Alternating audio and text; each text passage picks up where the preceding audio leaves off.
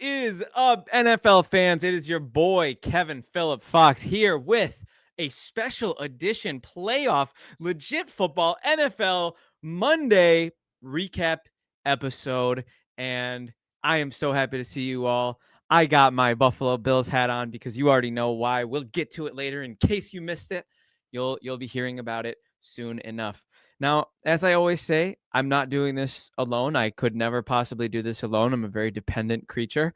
And with that being said, we're traveling to Australia for my man down under. No, I'm just kidding. Unfortunately, Adrian is in the comments already harassing us. That being said, not as far down under, but, a little more down under than where I'm at right now. I'm talking about NFL Stats' very own Jimmy Himburglar Ray joining me on the show. What is up? What's poppin', Jimmy Ray? What's How up, are man? you? I'm doing great. I got my Colts hat on. You already know why. It's a great man. Give away from music. We were both just vibing. There's your intro music there, buddy. So for those who missed it, Takeda Luna is first. Got to give credit where it's due. I was late because my girlfriend misplaced my charger and remembered at the last minute where she put it. It's Don't her default fault. blame. Don't No. default blame. That's blame crazy. is being defaulted, and she will tell you guys. Rocks, man. Shout out to Rocks. And then also Adrian is already taking pot shots in the comments, which I would expect nothing less. Takedo thinks I'm late for the celebrating Bills win. Wow, the chats are absolutely on fire right now. It's a Monday. Armand is here. And last but not least, Himmy Ray. So we ran the gauntlet. We caught up on all the fun stuff from everybody, Jimmy, and talk to me about how life's been. You welcomed our co-host Adrian to the off season yesterday. Why don't you tell me a little bit about the off season? Talk to me about that. Colts off season as a whole. Is that what you want to know? We'll get into those episodes maybe a little later. We have enough to talk about where we'll do an off-season recap or preview or something fun like that once that gets kicked off. But how's it feel to just be eliminated and have your favorite team be out? It honestly feels pretty good. The monkey's off your back. The stress is over. Compared to losing week one, I think this is better. This is a better position to be in my opinion. You'd rather not make the playoffs at all than lose in the wild card round. I feel like that's fair. At this point. Tricky. I think it depends on who you are, like what team you root for. Because I think as a Colts fan, that there's potential in that being worse. Because it hasn't been too long since we made the playoffs, but we haven't had a lot of wins. So it's like, I don't know, especially with like our current regime. It's like, do we really want to make the playoffs and give them like a playoff appearance? Because we don't want them to be here. It's like it depends on your mindset where you're at currently. I feel you. I think there's sort of a weird. For me, the thing is like until your favorite team has a championship, there is a monkey on your back that you can't explain. And in those scenarios, I do think you should want to make the playoffs as much as you can so you can compete and sniff it. Like so, for example, Buffalo. Like I'd rather make the wild card round and lose than not make the playoffs because I want to have faith that my organization is heading in the right direction. But if I've already won a championship or a couple, like if I'm a Patriots fan, I would rather have the first overall pick than lose in the wild card round. Yeah, 100%. Yeah, like I said, it's like it's different teams, different mindsets, but I don't think it's crazy to be like, let's just not make the playoffs. Yeah, there's certain situations. Trust me, I definitely want to make the playoffs. I'm just talking out of my, definitely for sure. And who doesn't, right? And that's kind of there's this weird. There's some sort of hurt feeling in losing in the wild card round. That's what I'm trying to get at here. Yeah. In comparison to losing in like week 16, week 17, which is what we did. Right, and I saw a tweet today from a Commanders fan who rejoiced over their first playoff win in, I believe, 19 years. And it really put in perspective for me a couple things. First of all, how tough the past couple decades have been for Commanders fans. But second of all, when I started watching football, it was 2004, and the Bills hadn't been to the playoffs since 99. And the Bills didn't go to the playoffs until 2017 when I was 22 years old. So you went through those formative years as a playoff guy. It also puts in perspective not only how bad Commanders fans have it, or I guess have had it, clearly not anymore, but how bad I like the Taylor Swift line, "You wouldn't last a week in the asylum that raised me," or whatever it is. I don't know the line. That's how I feel. Like I feel like I'm truly next level built for this. Built for the adversity. Yeah, and I'm not built for this. So You're I'm the out. opposite. I'm Yeah, crashing out. you're like a nepo baby when it comes to playoff success. Like having Peyton Manning and then going right into Andrew Luck. Like I can't relate to you. Like to be fair, I was in 8th grade when Peyton Manning left. Smith. I was in 8th grade when Peyton Manning left, so it has been quite some time. But yeah. We had Andrew Luck for another 7 seasons. So I love Andrew Luck. I had hope for those 7 seasons. So did you see the clip circulating with him and Gruden on quarterback camp? I was talking about that yesterday, and I was like, if I see that one more time, I might just delete. I might just fall off the face of the earth. He was goated. Anyways, God made him perfect. God made him perfect. It's so great. Without further ado, Armand taking a cheap shot at Justin Herbert, which again, I don't have to do that anymore. The media does that for me now. I used to be the anti-Herbert guy, but it's enough people have seen the light now. I don't have to bang the anti-Herbert drum anymore. The doink heard around the world. Mamma mia. Talk about that doink. There was actually a couple doinks to talk about yesterday. Some of them were more like bongs than doinks. No drug reference, just the sound was like a bong sound. Sounds like a drug reference. Not a bong rip, like a bong, like bong, like a gong hit. Sure. Yeah. I don't know. And okay, and to be fair to Cato, also shouting out, yeah, I think Raiders fans have as much to complain about as all of us. Without further ado, I say we go game by game, Jimmy, starting with Saturday, the first game, which was probably one of the most shocking results, maybe the most shocking result of the weekend so far. I think maybe without question, you could say. The Chargers taking down the Texans pretty handedly. Jimmy, talk to me about that game. Yeah, I think the majority of on the Chargers, I meant. I said it wrong. I'm pretty sure. Anyway, yeah, I think the majority of people had the Chargers winning this game. I think the Texans were like the worst divisional champ out of the entire NFL. I think everyone can agree from that standpoint. They were so wishy-washy. Called it a bye week for the Chargers getting to play the Texans. Yeah, that's a little much. I think it's like I think it's more of like a 60% Chargers coming into it, 65 maybe. Because I know what the Texans are capable of. We saw them come into last year with they got a playoff win last year. But this year just felt like so many injuries. The wide receivers were wishy-washy. Offensive line was iffy. Their defense was solid throughout the season, but we didn't think that would. C.J. Stroud just didn't show what he had. He had some serious regression this year. And when the game started, immediately the Chargers go up 6-0. And like you if you were going to get some lunch, anything like that, going to get some dinner, it's like go back in your 6-0, and you're like, it's at like 12 minutes. What are you talking about? Yeah. But also, yeah. We can really pinpoint in that game, I think. Couple things. First of all, everybody on our panel last week picked the Chargers. Myself, Adrian, we had Armand making his predictions in the chat. Everybody picked the Chargers. So I don't really personally. Hold on. We have a chat from Takado here. The Texans didn't take down the Chargers. They beat them like a government mule. They stomped a mud hole in them and stomped it dry. That's a very graphic. That's crazy. I feel like we just opened the door there that I think we need to keep closed there. That was a little graphic. Yeah, I don't think. Okay, let's move on. Anyways. Anyways, without further ado, no. I think you can really pinpoint the turning point of that game. I think it swung on a single play. The Texans are down 6-0. They have nothing going on offense. They're not stopping the Chargers, but the Chargers are getting field goals instead of touchdowns, which is why the score was still so close.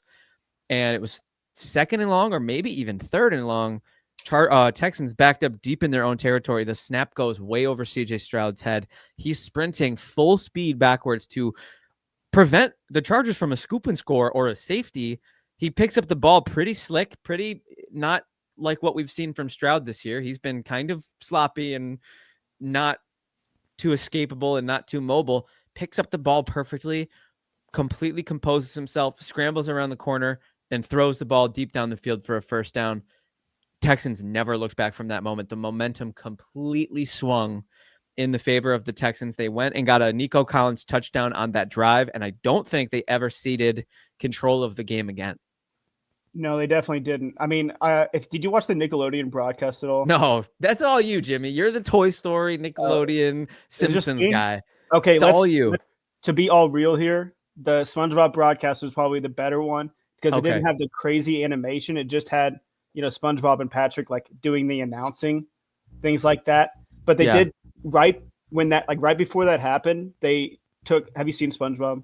Oh yeah, I love SpongeBob. The dirty bubble took Jim Harbaugh away. I heard about that on Twitter. And then next thing you know, it was a 32-6 swing. Wow. So that's what that was the turning point. It was the dirty bubble. Yeah, I mean that, and CJ Stroud doing the Jared Goff play of pretending to fall down, pretending to fumble. I'm just kidding. That didn't actually happen. No, I mean, but dude, that throws the defense off. And when you have a play like that, the momentum. And they showed it. They showed how the Chargers defense was reacting to the fumble, that they completely abandoned their assignments downfield. And the Texans found just complete magic. Nico Collins, I've said it a million times, he's my favorite non-Bill in the NFL. I freaking love watching Nico Collins play. He's an absolute He's an absolute Adonis. I was just gonna say that. He's he's an absolute Adonis. Jimmy, if you ever pick up that Madden franchise I left on your Xbox, I had Nico Collins as my. No, I won the Super Bowl. Did you? You went and finished the job for me, Jaden Daniels. Absolutely. Thank you. I appreciate that. Classic. Everybody should be fantasy drafting Madden teams with their boys. It's really fun. Anyways, the game, I mean, really, I don't know if there's much else to really get into. I mean, I guess, okay, that's ignoring the elephant in the room.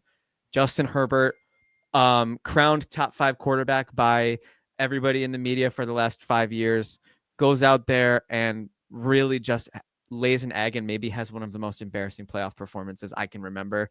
4 interceptions. Apart from his connection with Ladd McConkey, the Chargers had absolutely nothing going on offense, and I'm not victory lapping. McConkey set a rookie receiving record in the playoffs. He's a complete dog. What is 9 catches, 180 something yards. I think he made me a lot of money. That's the whole story, dude. Because if they threw to him, it was a success. They threw to anybody else. I mean, they need to add some playmakers this offseason for sure. That's Quentin a definitive. Johnston, probably time to let that one. He showed. I mean, he showed a little more upside, but he also showed like some very far worse moments. He was very bottom of the scale or top of the one way 5 or the targets, other. 0 catches, 2 or 3 drops. Really just various Tony vibes, dude. Abysmal. 100%.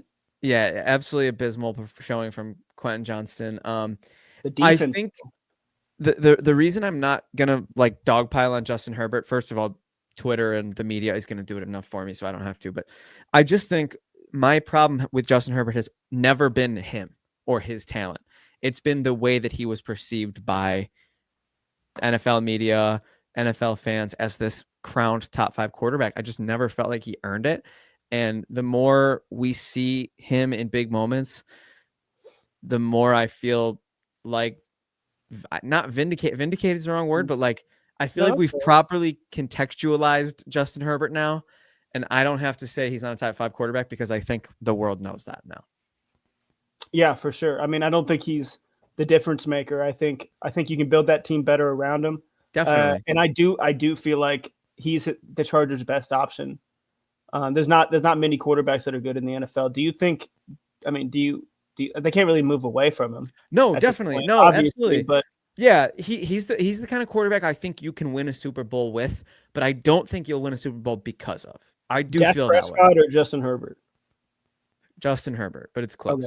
Okay. If you asked me before this season, I might have said Dak. Those two are you think of them in the same realm. I do. I think of them as I think for fun. I mean, look, we have a long show to talk about. We have a long show to get through today, but we only have 5 games to talk about.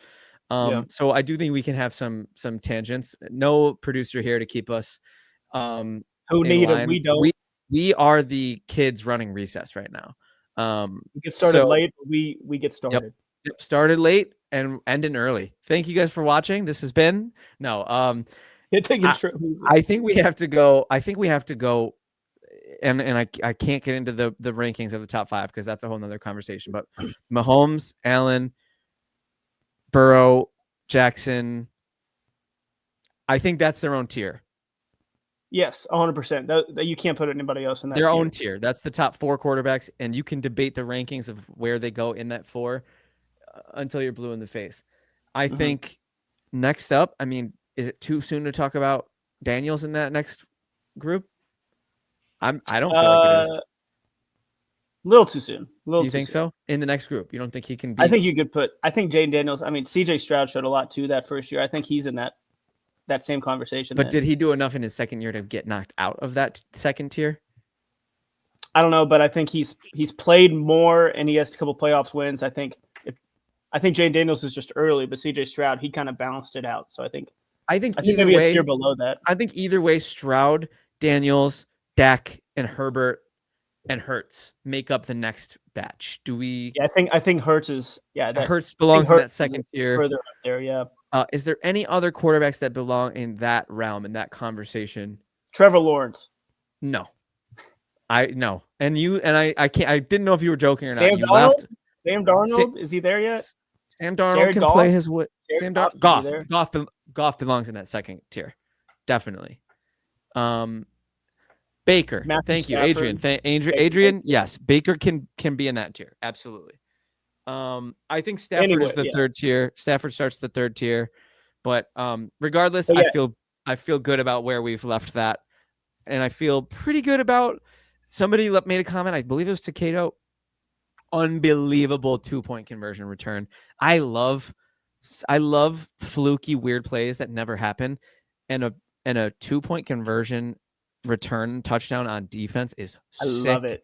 And Dicker is a dummy. Why would you spike that ball? All you had to do is catch it and fall on it. Maybe he didn't want to get hit. Easier said than done for me from my ivory tower, not getting hit like that. But Dicker, what are you doing? That's tough. As a whole, I feel like, I mean, we need to talk about the Texans defense for a second. Yeah. Because Derek Stingley forced 3 turnovers. I mean, it wasn't all the Chargers who were bad, but the Texans just put so much pressure on them, took advantage of every opportunity. And they held them to 12 points. So, I mean, that's something that we need to look at heading into their Chiefs game.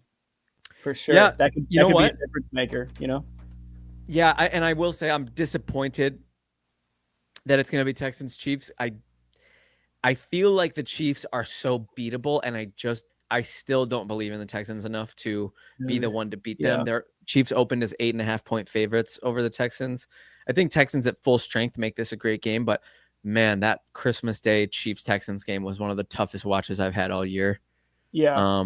So I can't pretend that the Texans, I'm going to pick the Texans, but I do feel, after this week, there's a story you can tell where they beat the Chiefs somehow. For sure. Do you take Texans cover 8.5-point spread? No, I'm not taking that. Yeah, I wouldn't either. I'm not even taking that. We suck. We have no balls. Last week, it was less of a chance. Yeah. Would you pick the Texans if they had Tank Dell? Maybe, and Diggs, yes, maybe, but not just with Tank Dell. Nah, I still wouldn't pick them straight up. Maybe cover. Yeah, but cover, yeah. But the line wouldn't be that close if they had those guys. If I saw their offense playing well with everybody, yeah, maybe. Yeah.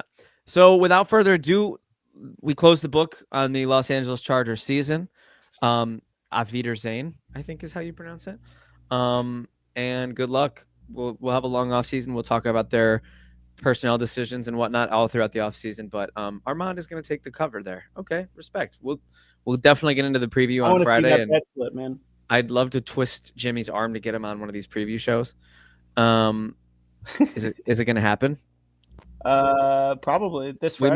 We miss you. Come home. The kids miss you. Anyways, we had another game on that fateful wildcard Saturday. We had the Mike Tomlin led Russell Wilson, Mr. Unlimited led Pittsburgh Steelers traveling to Baltimore to take on the MV3 Lamar Jackson and the first team all-pro quarterback. Yeah, I already ranted about it on the pod. I'm not doing it today. Sorry. It is what it is. Lamar's going to steal Josh's MVP and I'm pissed about it. Whatever. The Ravens absolutely ran down the throats of the Pittsburgh Steelers, and Derrick Henry is one of the most unique matchup nightmares that I can ever remember, especially with this O-line, especially with the threat of Lamar also running. This Ravens rushing attack is one of the most terrifying units maybe in NFL history. That is, that's all you can say at this point. They came in with a game plan. They're like, we're going to run the freaking ball. I think Lamar had more rushing attempts in this game than he maybe did all season. I think so many carries. That's cap, but it's probably, I don't know. Wait, do you mean all season as in combined, or you mean like in a game like all season? In a game, because I do feel like towards the beginning of the season, maybe even throughout the season, like it felt like he wasn't getting as many designed rushing attempts. He felt like he was passing a lot more. This game, he was obviously it was obviously a running game for the Ravens, 299 rushing yards, most since 2012 in a playoff game. It was and Derrick Henry he's so much fun to watch. He's a future Hall of Famer for sure. Seeing all these running backs come in, what? No, I'm just like, I'm shaking my head, not because I disagree with you, but because I'm just in awe. I don't know that there are words. Like, I almost think we just need a moment of silence for whoever they've obliterated and whoever they might have to try to obliterate next. Moment of silence. Okay, thank you. Yeah, so incredible performance by Baltimore. Lamar was sharp. Didn't really have to do much as a passer in that game. No. Because of how good he was as a runner. They kept the chains moving. Pittsburgh, I think the story of the game from the Pittsburgh side of things is that they and Jimmy Ray, you and me in our week in Indianapolis together, you learned about my hatred for conservative coaching. And Mike Tomlin, watching that game and the cowardly punts that he was choosing to do, it hurt my football watching soul. Absolutely. I mean, we saw Dane Quinn last night go for it a fourth down like a billion times, and guess what? I mean, you're not going to beat the Ravens just punting the ball, giving him the ball again. I mean, that's just going to cause more points to come against. Fourth and inches, you don't think you can put Justin Fields in there and have him sneak it? Like, if you don't want to do it with Russ, that's fine, but it's disrespectful to your team and it's disrespectfful to your fans to literally punt the game away. And you don't plan for that. Like, you plan to not go for it on fourth and inches. Like you don't make some sort of play where you're like, this is that play that we are sure. I mean, it's inches. Come up with something. I was unbelievably frustrated by how the game was coached. Believe it or not, there was a point in time where Pittsburgh looked like they had a very realistic chance of coming back. They were down 21-0 at halftime. They cut it to 28-14, and they had the ball. Could have made it a 21-28 game and needed just a stop to get back in the game. Baltimore it would have been tough to get back in the game regardless because of the way that Derrick Henry was running and Lamar Jackson as well. When TJ Watt isn't a factor on defense, he hasn't recorded a snap or a stat in over 200 snaps on defense. Pretty bizarre. I heard that, and that made no sense to me in my head. Pretty weird times. The Steelers, they came into this playoffs like absolutely atrocious. Like they had a classic Steelers type season where like they didn't have a lead for 5 straight games. Yeah, by the end they didn't have a stat. Like, yeah, obviously Russell Wilson was looking good, but then it just kind of hit a wall like most seasons with the Steelers. So most seasons with Russ at his current. So form. I mean, there's a Mike Tomlin question. I had some notes for this game, and it was like Mike McCarthy, Mike Tomlin. Like, how many differences are there between the two coaches? And Mike McCarthy just got let go today, so that was insane. But I mean, there's differences for sure. But in postseason like disappointment, I don't think there's a lot of like. At what point do you have to move on from these types of coaches? Yeah, and bringing up McCarthy is pretty. It's a very interesting parallel. Was fired today. I thought about it earlier. I was like, is there something there? It's an interesting parallel, and I do believe the Steelers haven't won a playoff game since 2017. That's a long time. As a Colts fan, I'm mad when we haven't won the division in any longer. But like, at what year do you just like get frustrated with not making the playoffs or not winning a playoff game? And the Tomlin be just good enough model is just kind of not. Wow, Armand, that's eye-opening. McCarthy has an 11-11 playoff record, and Tomlin has an 8-11 playoff record. I had no idea of that, and that's what's atrocious. That with that's probably a lot of it with the Packers though too. Yeah, fair. McCarthy with the Packers for the Hall of Fame quarterbacks a little different than current. Mamma mia. No, I feel like the coaching stuff definitely has to be brought up, but we have to bring up our comment here from our friend from down under, Adrian Revito. One for the offseason, but the Steelers are Saints-esque, just good enough to make / nearly miss the playoffs every year, so they never get the draft capital needed to make the leap. I see where you're coming from. Very drought Bills vibes, never getting the number 1 pick, but always missing the playoffs by a game or two. I think I'll push back a little bit in the sense that at least Tomlin, while either just making or just getting eliminated from the playoffs, he's making it every year. He's got a winning record every year. They have a winning culture. They have a defensive-minded culture. I think their personnel pieces away right now. I think it falls as much on the GM as it does on the coach. Because I don't know quarterback thing. Yeah, I mean, I don't know how many games you're winning with the corpse of Ben Roethlisberger and Russell Wilson. And it gives me weird Colts vibes because the Colts have been looking for a quarterback ever since Andrew Luck. And that's around the same time that Big Ben kind of fell off and the Steelers started looking for somebody else. And the Steelers have had a phenomenal defense, but the quarterback purgatory that they're in and the Colts are in, I think it's similar because the Steelers don't have any quarterback right now. So I don't know what their 2025 looks like. But this was a warm-up game for the Ravens. Unfortunately, right? And but yeah, you can only play who's in front of you, and the NFL seeding, it shakes out the way it shakes out, and they took care of business. And coming in, I was like, divisional game, who knows what can happen, but they're a very formidable. Yeah, and we all picked them, I think. Yeah, we all picked them on the panel, I'm pretty sure. They're just a very formidable foe. I mean, the Ravens, I would say, up there with the Lions, the Chiefs, and the Bills, maybe the Bills, the Eagles. The Eagles. Those are the teams that I think those are the 5 teams.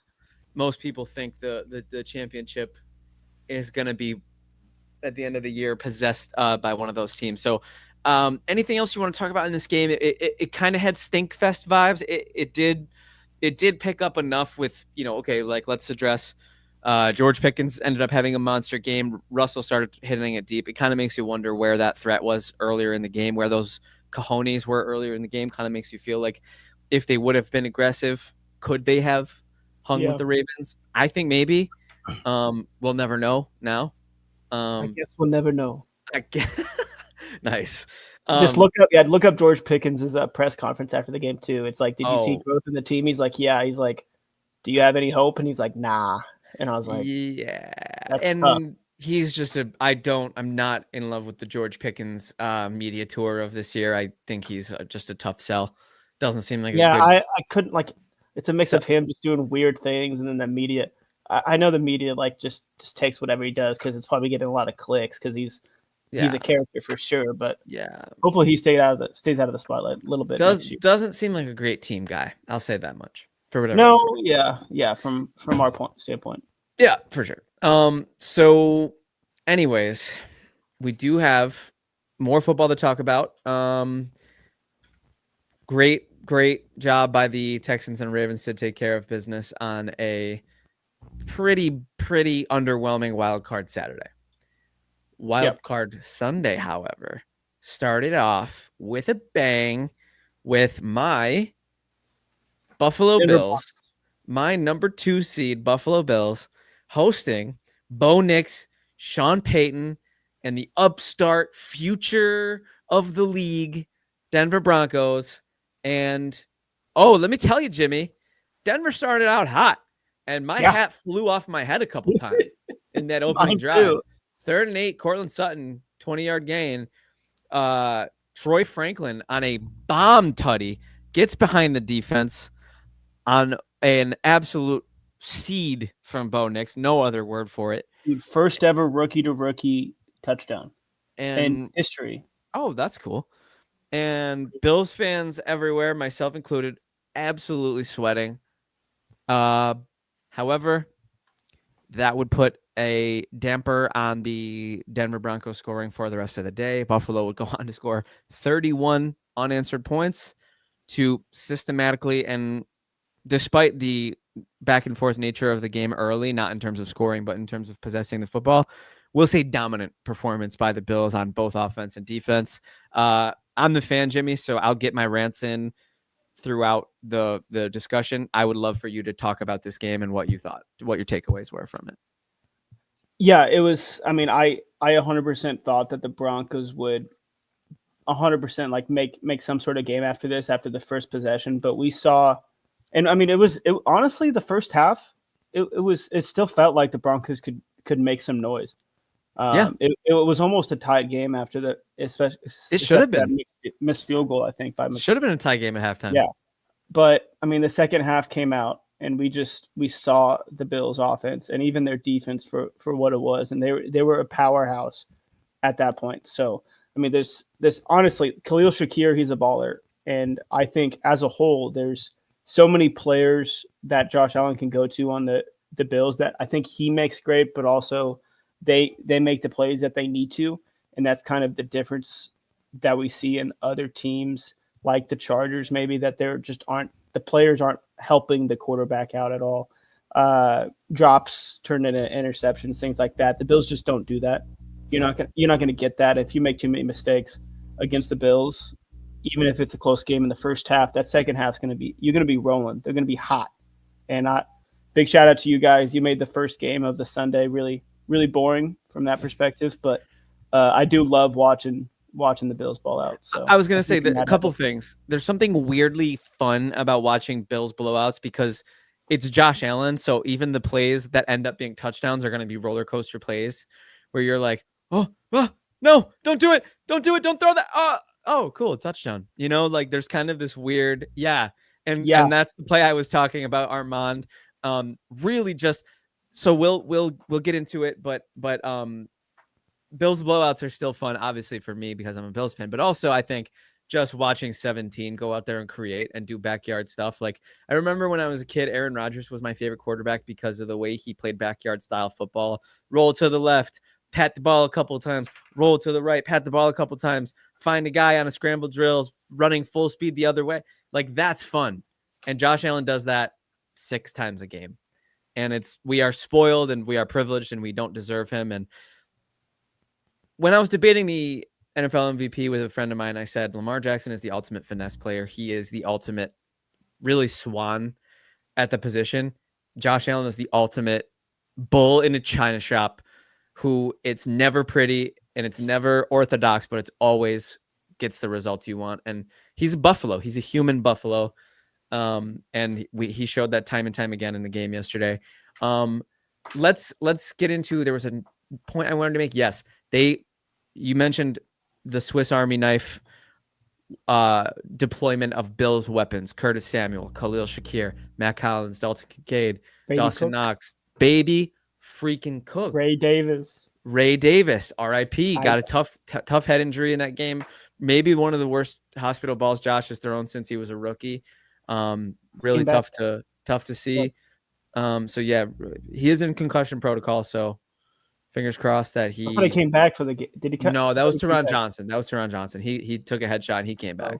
Oh, yeah. That's yeah. Ray Davis did not yet. So fingers crossed. Fingers crossed he can make it for Baltimore. Sean Payton doing the headshots. Interesting. Yo, chill. But no, I think this game. Yeah, you're right. Almost a tie game going into half. I was a little nervous.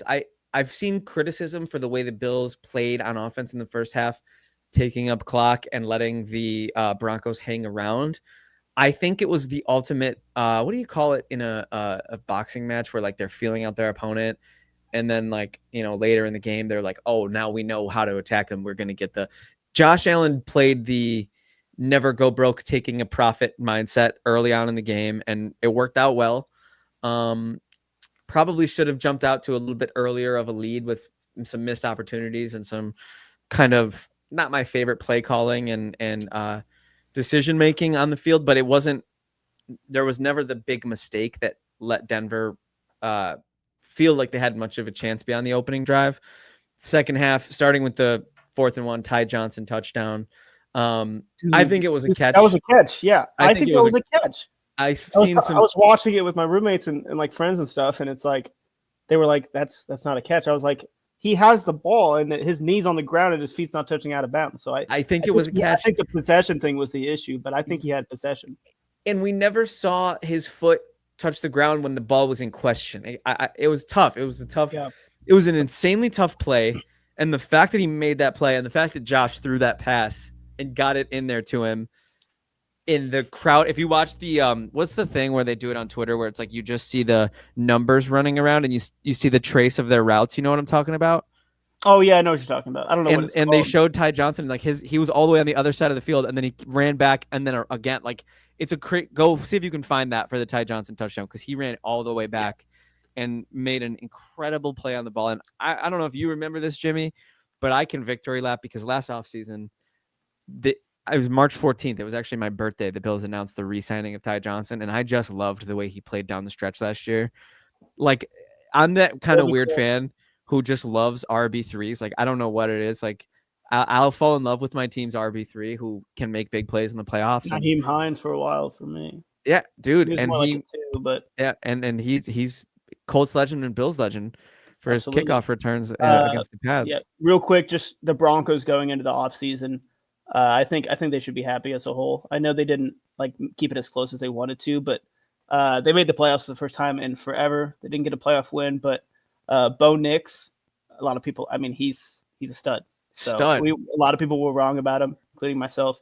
Me Me yeah, including both of us. So going into an offseason where you have a quarterback you want to keep going with, especially a young quarterback after you have like the Russell Wilson debacle and stuff, I think that's huge.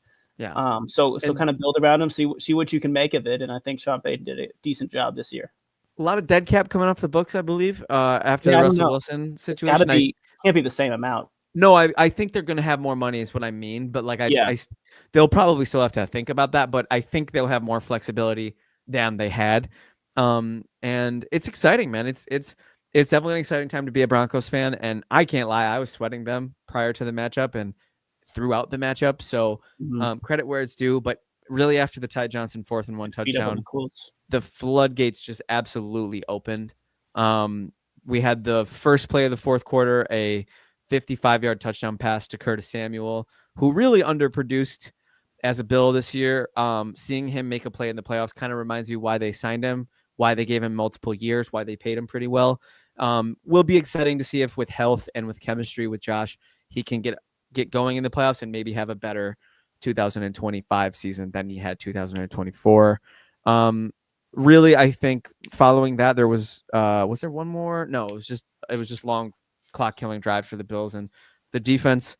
I mean, that was the number 3 Denver defense. Josh hung 272 and 2 on him, along with 46 rushing yards. So I said it on the pregame show, and a lot of people might not agree or might not want to acknowledge this, but truly, Josh Allen is one of the greatest NFL playoff quarterbacks of all time.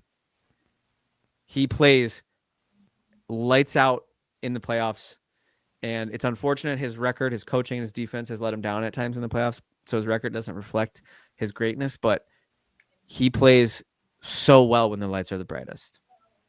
I mean, I wouldn't put him in like the top tier of playoffs yet, but he does perform very well in every playoff game. It's not like I know Lamar and stuff has had some questions because he hasn't performed his best in the playoffs, but Josh Allen always does.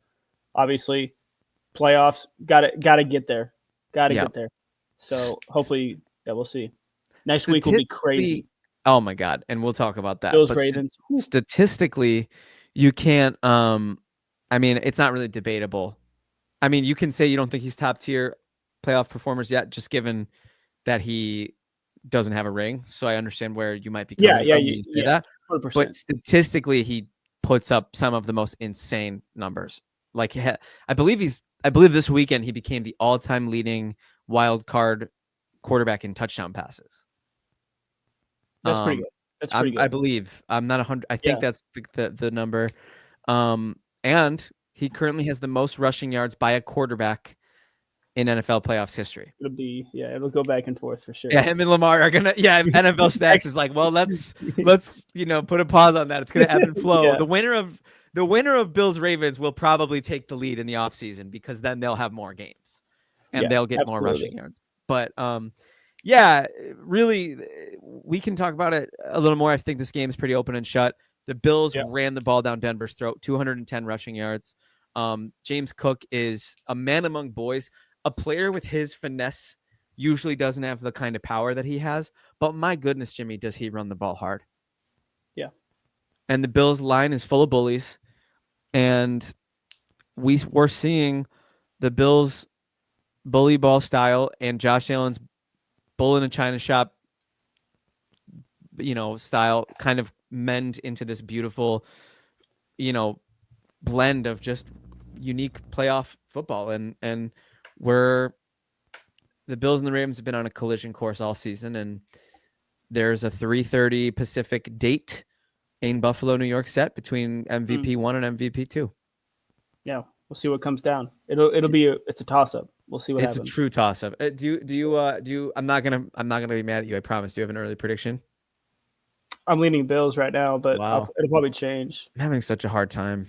I know picking this game. I mean, because it's a toss up. It's honestly it truly is. And Vegas, Buffalo opened as 1.5 point favorites, and they've already swung to 1.5 point home dogs. So that should tell you where the sharp money's at. I think sharp money's betting Baltimore, and I get it. Yeah, they've been playing picture perfect. Yeah, and it's kind of weird. Like, I'll say this. Usually I want the Bills to do great. I always will. I did not think this was going to be the year the Bills were going to win the Super Bowl. So the fact that they're hosting a divisional round game against Lamar Jackson and Josh Allen's getting MVP consideration, I would already say this season's exceeded my expectations. Yeah. It feels a little bit like house money. It feels a little bit like Baltimore's looked at as the favorite. I mean, okay, I see the face. Maybe not house money per se, but I'm not going to hang my head if the Bills can't beat Baltimore this season. And that's all I'll say. And I think we have another game to talk about. And couple games, Adrian's waiting with bated breath here. And I feel so bad he's not here to open up his wounds. Legit football has always been podcaster therapy when your favorite team gets eliminated from the playoffs. Welcome to the offseason, bud. Yeah. Jimmy kept your seat warm at the offseason round table. Come on home. And Adrian hates the decor of the offseason that Jimmy has done. Yeah, that was mean, dude. I haven't been mean. Great line. And hopefully I don't have to join you guys for a while. Don't keep my seat warm. Don't make me a plate. I have popcorn. There's popcorn. I will see you guys. Popcorn. I will see you guys after February 9th, hopefully. Anyways, the Packers were defeated in a game that they really, unfortunately, never found their footing in. It really never felt like they were close in. I believe the final score was 22-10. It didn't feel that way. It felt like 42-10, to be honest. It did feel like that. And I mean, part of that is because Saquon Barkley kneeled out a touchdown run, probably making a lot of bettors very angry. Here we go. Okay. Now Adrian now believes he needs to go to an actual therapist. I have a great therapist in LA. I'll give you her number. She does remote. And we have no, okay, he's not going to do it. Okay. Hey, you know what? It's not bad, man. Mental health matters. Pro therapy. K Fox seat is right next to me. Chill out, Armand. There he is. Oh no, ladies and gentlemen. This was not planned. Oh my God, look at his hair. Oh, he's so body. This was not planned. I'm not kidding. I needed it. No, you know what? I was thinking about it, and I'm sorry if I'm echoey. I'm in a room. It's very fitting, actually. I've got like a pendant light here. Is this your office? Solitary confinement? What are you doing? I'm in a quiet room. We've got an open plan office, so my desk is out there. But I've ducked into a quiet room because I couldn't do it. I could not talk about it. Oh, well, you know what? Without further ado, ladies and gentlemen, the surprise visit of the man in desperate need of therapy, Adrian Revito. Take it away. Talk to us about this game. Open the wounds. How bad am I sounding right now? Am I coming through? You sound great. You sound fine. Don't sweat it. All right. You know what? Let me change my mind. Sounding great. You sounded better before. You sounded better before. Yeah. Switch back. Technical difficulties. Now, can you hear me? Yep. Let it rip. Yeah. Okay. So this game was probably the most painful playoff game I think I've watched. Like, I mean, look, maybe a couple of Rodgers against San Francisco have been rough, but man, this was a tough game to watch. And I will, I am living in Canada at this point, back soon. So a couple of points on this game. I think the tone got set right out of the gate, right? So there was that forced fumble on the playoff punt return, and Look, I won't kill Nixon for it because, to be honest with you, he's been great for us in the playoff. I love Keyshawn Nixon. I don't want him on defense anymore, though. I'll be honest with you. And he made it. Like, I won't kill him for the fumble, but I will kill him for that personal foul that wiped out a third down. That gave us that put them. It gave them the ability to score a touchdown. Like, there was a couple of plays that he made that were just boneheaded. And to be honest, like, we're staffed at cornerback, and I think that's a position that needs addressing, especially with Alexander out. But that tone was set from the start. Jacobs couldn't get going no matter what they did. And if you watched, he was like lined up in all different places. There was a couple of designed routes. Like, it was just a rough game for Josh Jacobs, except for that one big run where he sort of breathed a bit of life back into the Packers.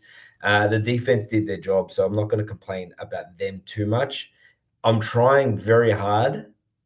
And actually, you guys tell me all the time. I'm trying very hard not to be like Jordan Love is not the guy, because it's just one game and he's had his moments. But man, when you know what, like exactly what you just said about Josh Allen, when the lights are brightest in the biggest games this season, he has just laid eggs. And if he hasn't laid eggs, it's like he'll lay an egg for 3 quarters. And I like that reminds me of kind of late term Rodgers with the Packers, where it's just sort of like tell of 2 halves. And it's really hard to watch.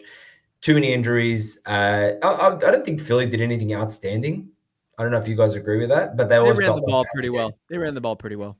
They felt like that. Yeah, but like, you know what? Like, Saquon had 50 yards in the first half, like, and that's a quiet day for him. It felt like they should have been 463 points in front at that point. And they were only 10-0 up. So it was a painful game to watch. You know, to be fair, the best team won there because the Packers didn't deserve to win that one. But it is what it is. You know, that's playoff football, right? And that's the beauty of playoff football, because when we went and trolled the Cowboys last year, you know, it's the opposite feeling. You're walking around like I was running around screaming, Jordan Love is him around my house. Like, it was that day. So it is what it is, man. And it was far from a house money season like it was last year. Right. That's what makes it worse. There's positions and pieces to address and things that need to be done. But I'd love to get your guys' thoughts on the game, because I came in here, as my title would suggest, in desperate need of therapy, and I need to hear it. So I'm going to go piece by piece there, because I didn't want to stop you. That's one thing I've learned in therapy. Sometimes you just got to let your client cook, and I'm the client usually, but you know, I digress. So Mr. Adrian, first of all, Keyshawn Nixon recovered that fumble, and that was a bad call. Yeah, I know. That should not have and been. Even the hit was probably not illegal either. That was BS. I was frustrated as a fan because Green Bay should have held on to possession there. First and foremost. Secondly, your concerns about Love are incredibly valid. And I went back and I love listening to our previews after the games happen to see how right we are. By the way, you were closer in predicting the Bills-Broncos score than I was. You had a little bit more faith than I did. I thought it would be a little closer, but I digress. I pointed out Love's erraticness and that it made me nervous, and it really reared its head in this game. And say what you want to say about the injuries, which are valid. You guys are missing a lot of your best receivers, a lot of your best pass catchers, incredibly valid, but that is not an excuse for Jordan Love to not be accurate, for Jordan Love to not put his receivers or his players in positions to make plays. And God, if there was one play besides the Nixon personal foul that you should be keeping you up at night, it's that damn Heath sideline toe tap, no tap. What the damn hell was that? What the damn hell was that? He went to the Xavier Worthy School of Sidelines. Seriously, that was so like, and it was one of those games where, to be fair, right? Like, now, not that Malik Heath has come up in a couple of big moments, believe it or not, through the season, as is Bo Melton. They've all had their role to play. Yeah. But Romeo Doubs is making that catch, feed in bounds every single time. Yep. And Jaden Reed every single time. Yep. And y'all talk about, Green Bay has 6 wide receiver 2s. Green Bay has 2 wide receiver 2s, maybe 2.5 wide receiver 2s, and 5 wide receiver 4s. 100%. Truthfully. So I think it's time to get. I think, you know, we've talked about wide receiver 1 in Green Bay for a long time right now. You know, I think it's finally time. It's like, you know what, you need a piece. You need one piece, whether they are the one that just puts up the big numbers, or whether they are triple covered and everyone else is open, because you've got the offense for it. But yeah, and you know what, and I won't be too homer we should talk about Philly too. But Definitely. I feel you on that. No, but this is therapy, so it's okay. And we only have one more game to talk about after this. Yeah, so, we know what the deal with Philly is. This is an exit interview type thing with teams. I feel like to an extent. No offense, but it's Truly. like we got to talk about the teams we're not going to be talking about for quite some time now. I love that. That's a great way to look at it. Yeah, but Adrian, you're obviously up and down as a fan, and obviously it's warranted because Jordan Love he's very up and down as a quarterback. I don't think it's not like he's not the guy. I feel like when you said that, I was like, that's a stretch. You took it too far. You're emotional. I am. But it's definitely warranted in this type of situation. Hopefully he can be more up next season. Hopefully, I think the wide receiver one thing. Crying. I think that's crying. I'm not crying. You're crying. Throws me off. I don't know. But Shada, I think your defense still is pretty. You had some great offseason additions. Killer. This past year, Josh Jacobs, Xavier McKinney. I think that shows hopefully that you guys can continue making those additions and stuff. And I think the wide receiver one. Think about Christian Watson, Romeo Dobbs. Being wide receiver 2 and 3. Christian Watson's got to stay in the game. That's true. He might not play. I have no idea. Yeah, Christian Watson with the late season torn ACL. I don't think you can count on him in your 2025 plans. I don't. Yeah. And I wouldn't anyway, even if he didn't tear his ACL, because he's been so unreliable. Guy's got paper skin and glass bones. Sorry, that's a little harsh, but my perception. No, accurate.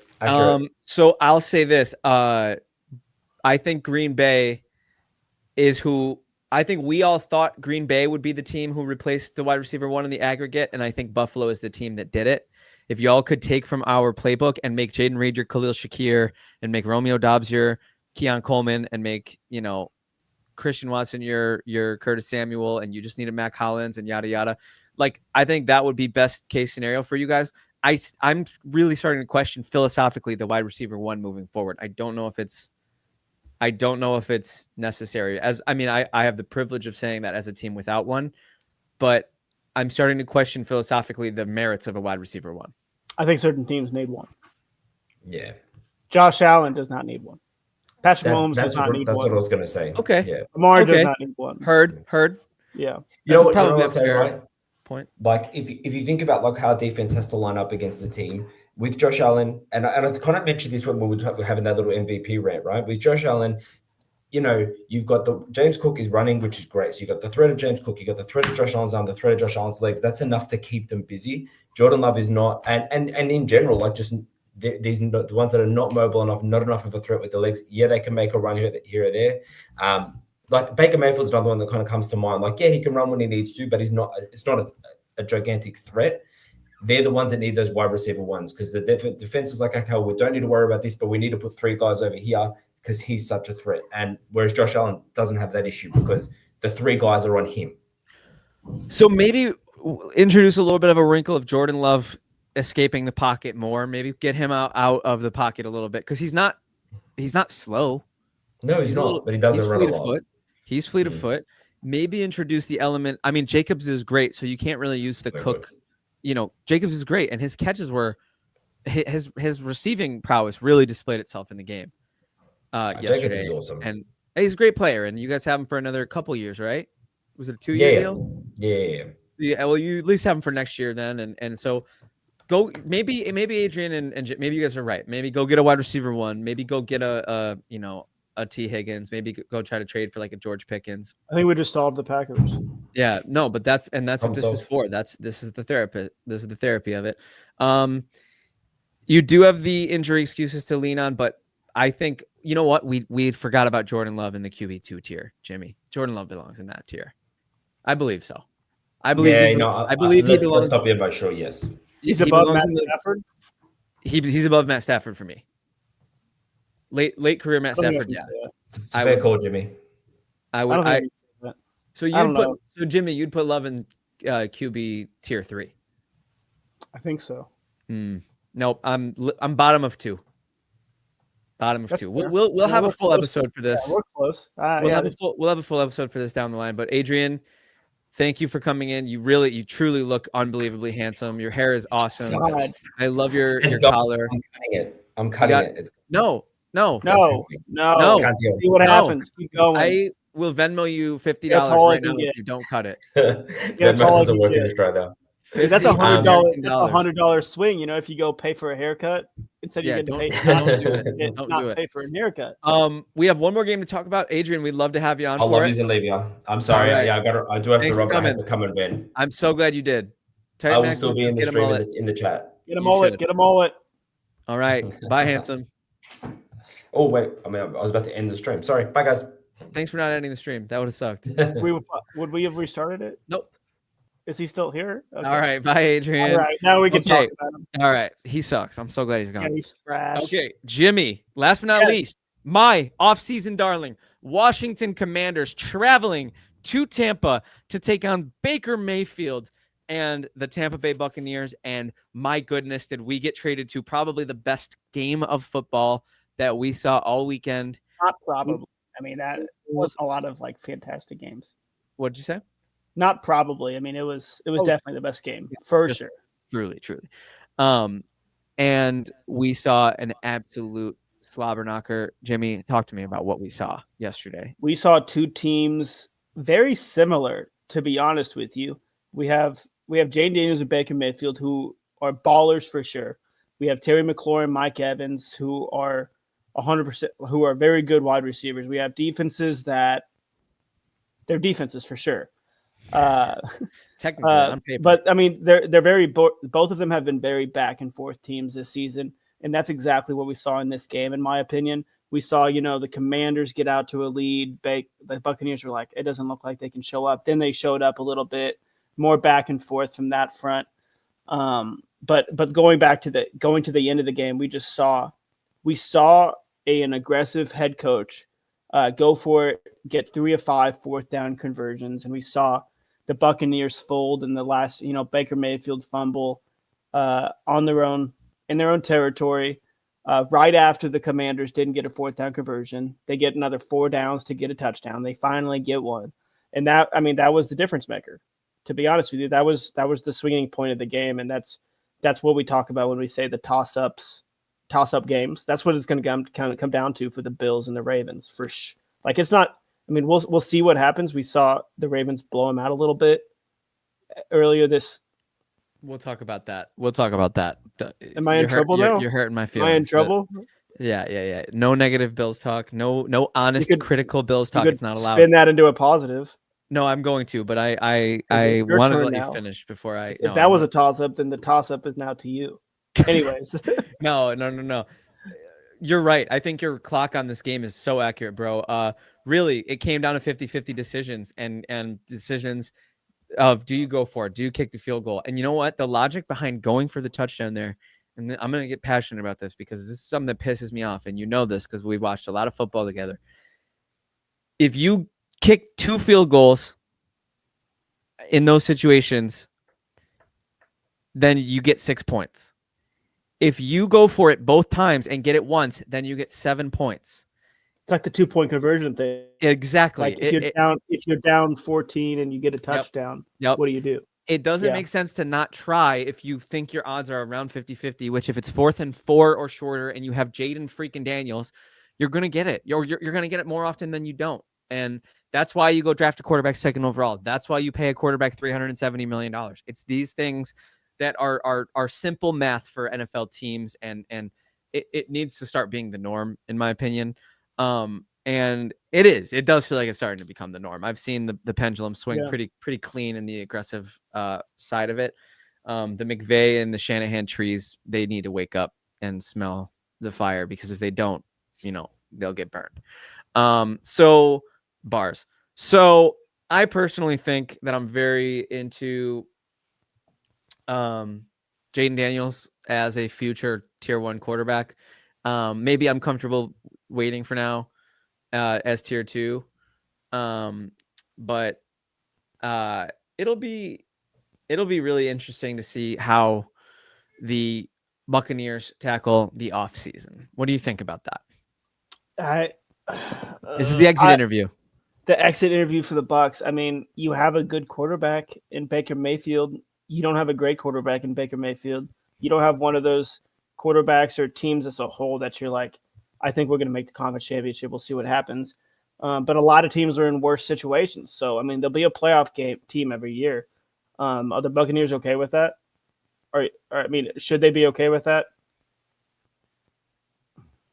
What? I'm just thinking. I think you have to roll with Baker still. Oh, definitely. Yeah. It's just like it's just. Do you think I think in the NFC especially, I think there's definitely a chance that we could see them in the Super Bowl within the next few years.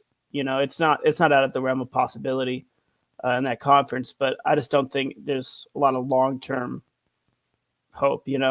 I think it's there for sure. I think they have a lot of good pieces, but I just don't know if they're a team that that'll ever be favored to be there. There'll be upsets in the wild card round like they did last year, but I feel you. I like where you're coming from here. Odd Bowls is, I don't know. Yeah, I truly support where you're coming from here on this front. I feel as though Tampa, they're kind of suffering from middling syndrome. They're kind of suffering from you know what? But they're exciting when they do it. Like they're a middling and exciting team. So it kind of has a different smell to it than the Pittsburgh stench, which is just, they're middling, but they're conservative. So they're boring. They have the McVay Shanahan conservative DNA, but the Buccaneers are like, they'll mix it up and go for it on a fourth down. They got a young, sexy offense with the exception of Mike Evans. And I'm not saying he's not sexy. I'm saying he's not young. Yeah. They're running backs. I mean, they're solid too. Yeah. So they have an explosive, fun to watch formula, so we forgive them more for being middling than we might forgive a boring team like the Steelers or like the Saints. So that's a really good point, Jimmy. And as far as the exit interview goes, and as far as the future analysis for Tampa goes, what does that look like for them? Like, do they have to take a swing on a big piece to be able to win with a guy like Baker? Yeah, I think I'm not sure. I looked at Baker Mayfield's contract, and he has a couple more years, and I think you just have to reevaluate after those couple years. To be honest with you, because you have those young running backs, we'll see what they look like in a couple years. But they're absolutely tremendous. Bucky Irving's a baller for sure. He'll get you a touchdown every game you need him. I love Bucky Irving, bro. Yeah, he's that guy, dude. I am absolutely obsessed with watching him play football. He just makes people miss. He runs through guys and whatnot. Like Bucky Irving's probably could be a top 20 fantasy pick next year. Could be a first or second round pick in fantasy next year. Yeah, I mean, running backs, those types of running backs are definitely are valuable. Yeah, and Rashad White, probably sayonara. Probably his days of getting serious work are probably done. So as far as the game goes, I loved Baker's fight. He always has that fight. That fumble is probably going to haunt him all off season, but it's kind of indicative of what we see from Baker. Unfortunately, all the time, he kind of makes the big mistake more often than he doesn't. So that sucks. But it is what it is. That's kind of what we've learned him to be. Very human. Commanders, though. I mean, the Commanders they definitely made some plays. Marshawn Lattimore, I don't know though, but Jaden Daniels. I mean, he's definitely that guy, and I think having the fact that you're feeling tier one, I think makes sense. But until let's see what happens in the offseason. Let's see where we're at as a. I kind of look at it as a team. Like how I see the Commanders is how I view what tier Jaden Daniels is in. I don't know if that makes sense, but I don't see the Commanders as a powerhouse yet, so I don't see Jaden Daniels as a top tier guy. I don't know. It's just kind of that correlation there. It's probably it's probably wrong to think like that, but just young. Give him another year. Let's see where the Commanders are at. But first playoff game, first playoff win since 2006. I mean, the Commanders fans are feeling it, dude. And whatever happens against the Lions. And that's the thing. Talk about a house money team in the playoffs. They are the house money team. They are the rookie quarterback. They are they're the offseason darling, right? And really a lot of the things that I envision in the offseason as to why I liked them are coming to fruition. And we already know Armand is very keen on Cliff Kingsbury as a head coach. I don't know if I would ever see that. I think I saw somewhere he doesn't want to be the head coach. I would be a BA head coach. He hasn't been taking interviews. So. I don't think I would want him to ever be a head coach again. It didn't go well, but he's clearly better than we all thought he was in Arizona. And that's something that we'll talk about with the coaching carousel as the offseason moves on. Is every Dan head coach aggressive? Dan it Campbell, seems that's a really wow. What a snipe. What an absolute snipe. Do some research, NFL stats. Find out the correlation between being named Dan and being aggressive. Okay, I'm looking at head coach's name, Dan. All right. I did drop a comment. So as you guys know, I live in Los Angeles, California, and the wildfires have been really tough. And I want to send the podcast's support. I believe Jimmy will co-sign this to for everybody. Thoughts and prayers for the victims. I haven't been evacuated. I've been very lucky. I have a bag packed. I've been keeping my eyes on the trails of the fires. It's been a really tough couple of, I guess, week now. It's getting close to weeks. So if you have anything you can donate, I dropped a comment from the Legit Football website or Legit Football page of the Red Cross link of where you can donate. And I know the NFL is collecting through the Red Cross as well. Yeah, some things are bigger than football. The game in Los Angeles tonight is being played in Arizona, which is just heartbreaking for the fans, all 8 Rams fans. I'm just kidding. It's just heartbreaking for the. I know, too soon. No, heartbreaking for the Rams. For the Rams fans that they won't have a home playoff game because of this, and Lakers' games have been postponed, and yeah, it's been a really tough time. So please give what you can if you can, or spread the word to anybody. But yeah, enough with the somber stuff. Jimmy, anything you want to say about the game tonight, the playoff matchups next week? I know you're already teasing your Bills Ravens stuff.